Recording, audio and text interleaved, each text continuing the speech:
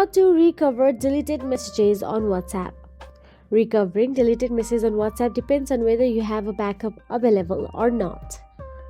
So first of all you have to do is open the WhatsApp app on your mobile device and make sure you are logged into your WhatsApp account.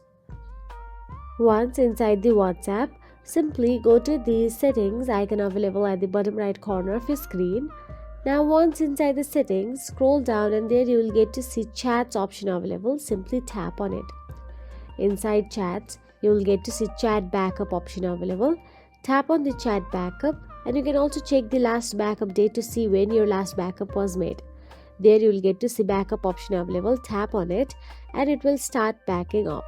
Or you can also tap on the auto backup option available there and simply make sure to turn that on daily mode for safety. So that is it. If you found this video helpful, please like, share and subscribe our channel, and thank you so much for watching.